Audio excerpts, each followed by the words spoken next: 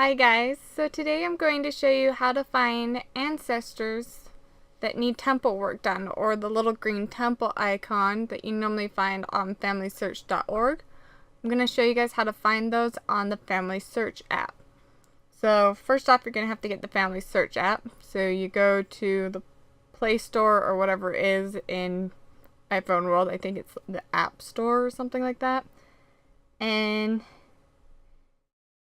you type Family Search, and it should pull up Family Search Tree or the Family Search Memories. You'll want to get the Family Search Tree app and not the Family Search Memories app. So you'll just click install. In my case, you click open because it's already installed, and it should open the app. Now let's go back to my home page. So this is my home page, or my LDS page, church page, Mormon page, whatever you want to call it. It depends on my mood. Here on the top row is the little white icon that says Family Tree. That's actually your Family Search app. So we can click on it and open it, and it should pull you up to your pedigree. So this is my pedigree. Sorry for all the blurs. I gotta keep my family life private, or my private life private, however you want to say that. Please work with me on that. So if you have played on the Family Search app before, you'll notice that the tree doesn't have the little legends that the tree has on Familysearch.org. The little blue icons, the purple ones, or the green, yellows, and blue temples that you normally see. We don't have that here on the Familysearch.org app. You have to go a roundabout way to find those. To do that, you just hit the three little line icon up here on the top left corner, and it'll pull up a list of things. Your pedigree, ancestors with tasks, temples, search historical records. You'd think it'd be under temple, but it's not. We're going to actually go to ancestors with tasks, so we're going to click on that. And it'll pull up a list of all your ancestors or ancestors on your tree that have task work that need to be done, such as the little blue source icon like we see right here, the green temples, the yellow temples, I think sometimes data problems and things like that. We can actually just scroll through and see, oh look, here's an example, the green temple or the blue source icon. And if you click on the person, it will pull up their detailed page. And if you click on the temple, it'll search for possible duplicates and more temple opportunities, and then it should pull up this where it will show you where you can actually reserve the temple ordinances. Ada here actually follows the 110-year rule, so she's a really good example to show up of what the 110-year rule looks like. If somebody was born in the last 110 years, you actually have to ask the closest living relative for permission to do their temple work, just so that we don't cause conflict in the church or conflict with other family members. So Ada here, I would have to ask the closest living relative. If you do figure out who the closest living relative is and you get permission, you can hit right here the little green thing that says request permission, and it should, I'll just show you. So first off, it's giving you a little thing saying here's the 110-year rule policy, and then it's filling out some of the information that the app already knows about you, and you're going to have to fill out the rest. So let me scroll down. So first off, it's filling out my email address, my phone number, and then relationship with the deceased. I'd have to fill out reason for this request. Scrolling down. The person who has given me permission, I'd have to put in their name, how they relate to the deceased. I believe if you click other, yeah, it's going to pull up a little box where you can put cousin or niece or nephew, I would assume would be some other options. And then you just scroll down and put like their contact information, and then it's letting you know that by sending this saying that you've actually received permission to do it, and they will contact this person above and make sure that you did give them permission. So make sure you ask and not like pretend that you asked. So yeah. So I just hit the back arrow and it's just took me back to the reserving ordinance page. I'm going to hit the back arrow again and that's going to take me to my list. I'm going to look up an ancestor or try to find an ancestor on this task that has duplicates so I can show you guys what that looks like. So be back in a second. So now I have found an ancestor, actually two here, but I haven't checked the William one. I only know Mary. Mary actually has a duplicate. So once again, if we click on her, it'll bring up her personal page.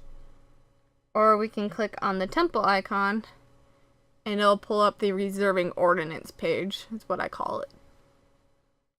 So for her, it says right underneath her, possible duplicates of Mary Jane Finchy exist and you'll want to review duplicates. So how duplicates work is you put in an ancestor of yours and then somebody else puts in the same ancestor, but they don't connect. Like when you're going in and putting in a person, it'll be like, oh, here's all these people on Familysearch that might be your ancestor. Some people just automatically skip that and be like, it's none of those, and put in an ancestor, or they don't feel comfortable because there's not enough information. So they'll just put in their own ancestor, and then over time they both get more information, and then you have two duplicates of the same information, and you'll need to merge them together. So we also make sure that we don't have duplicates when we go do temple work, is because it's better to just do the horrible merging process than to do the temple work twice. We want to spend more of our time and energy doing temple work for those who haven't gotten it done than doing it 8 times or 3 times for somebody who's already gotten it done. So that's why they ask for you to view duplicates and merge them beforehand. So we're going to hit the little back arrow and it's going to take us to my list. Now let me find an ancestor that I can reserve ordinance work for. Okay, so this is going to be a little weird. You guys are going to have to work with me. This person, I can automatically tell that they're probably more than likely a duplicate just because they have the same name and the same date and there's not that much information about them. It's even debatable if they're a guy or a girl. But for some weird reason, Familysearch thinks there's enough information that you could do temple work for them. But generally when you go and do temple work for an ancestor, they want you to have a full name, or try your best on having a full name, place and date of birth, and place and date of death. And if you're doing sealing to spouse, you'll need marriage date and place. Generally that's what you need to have in to do temple work, but sometimes it's glitched and you could just do it without all the information. So I'm actually going to reserve Enoch here, but in my next video I'm actually going to do a video on printing ordinance cards here on the Familysearch app, and I will just unreserve them that day. So yeah, so I'm just going to save it and then delete it, okay? So work with me on this. So I'm actually going to just click the temple icon.